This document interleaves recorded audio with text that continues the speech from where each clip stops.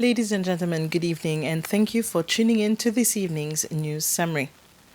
The Magistrate Court has remanded in detention for a further 13 days the suspect in a road accident where an 18-year-old man was dragged on the road for several hundred meters.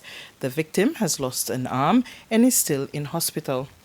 The prosecution has asked for more time for further investigations and witness interviews and evidence analysis abroad. The defense has said that the police have not provided facts to support their demand for further detention. At its last meeting on Wednesday, the Cabinet of Ministers approved the finalization of paperwork pertaining to the land lease where Ile du Port Handling Services, IPHS, is based. The agreement will support IPHS's effective operations and future growth. The deal with regards to the operations of IPHS in Seychelles were never finalized, and in particular, with respect to lease of land, which IPHS invested in the land, but the understanding was that it would always remain the property of the government.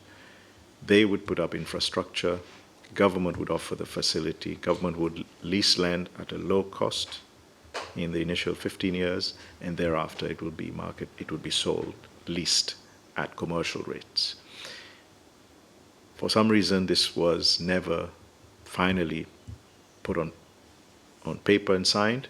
And yesterday, we met with them and agreed and ironed out all the issues that were controversial or had been pending, such as who will be the proprietor of the land, what will be the lease rates.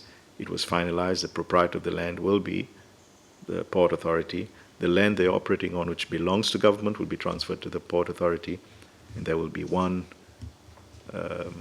lessor, which will be the Port Authority, and one lessee, which will be IPHS. The rate shall be practically nil for the first 15 years because they have invested, and after that it will be based on a commercial rate, and after 30 years the assets technically will belong to the government of Seychelles.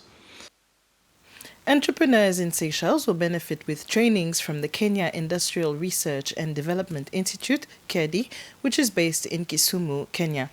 This is through an MOU signed early this week between the COMESA Federation of Women in Business, COMFWEB, in Seychelles and the Institute.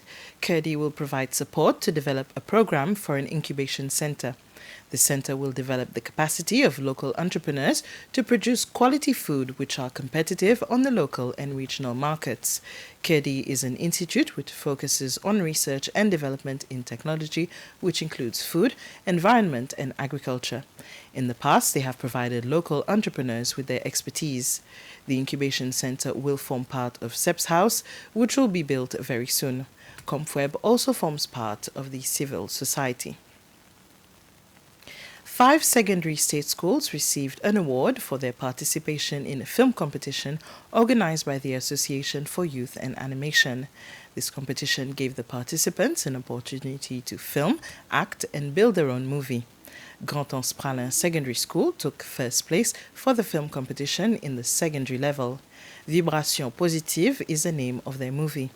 The movie's message to the audience was, "With God Almighty, you will always overcome life's difficulties." The second place went to Montfleury Secondary School with their movie titled Message. Third place went to Plaisance Secondary, followed by Belloni Secondary in fourth place and Beauvallon Secondary in fifth place.